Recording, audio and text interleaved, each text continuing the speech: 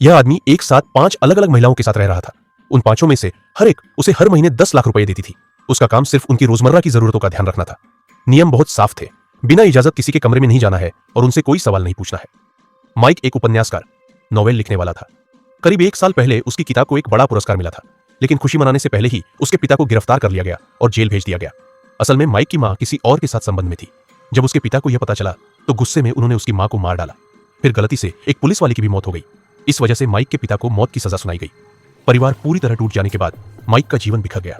करीब 6 महीने पहले एक दिन जब माइक घर लौटा तो वहां मैरी नाम की एक लड़की थी जो खुद को उसकी रूममेट बता रही थी।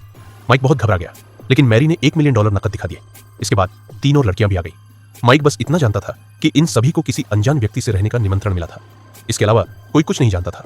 इस तरह वे 6 लोग आधे साल से साथ रह रहे थे। पैसों के मामले में माइक की जिंदगी आरामदायक थी, लेकिन उसकी लिखाई बिल्कुल आगे नहीं बढ़ रही थी।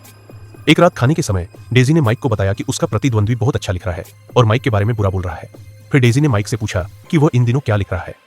डेजी के जाने के बाद माइक को कुछ समझ नहीं आ रहा था। वो बहुत उदास हो गया। तभी लिसा वहां आई और समझ गई कि माइक परेशान है। उसने ताना मारा कि अब माइक कुछ भी ठीक से लिख नहीं पा रहा। माइक के पास कोई जवाब नहीं था।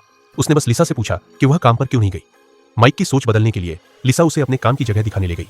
रास्ते में लिसा ने उसे एक मशहूर महिला के वीडियो दिखाए और बताया कि यह वही महिला है जिसे पूरा देश पसंद करता है। जब वे मैरी के ऑफिस पहुंचे तो माइक को पता चला कि वह मशहूर महिला वहां कैदी की तरह रखी गई है। असल में लिसा देश की सबसे ताकतवर लोगों में से एक थी। जो लड़कियां दिन में चमक दमक भरी जिंदगी दिखाती थी, उन्हें रात में लिसा के आदेश मानने पड़ते थे और जिन ग्राहकों को लिसा चुनती थी उन्हें सेवाएं देनी पड़ती थी। बहुत से लोगों को तो उनसे मिलने का मौका भी नहीं मिलता था। फिर लिसा ने माइक से कहा, यह दुनिया उतनी आसान नहीं है जितना तुम सोचते हो। यह कहते ही उसने माइक को चूम लिया।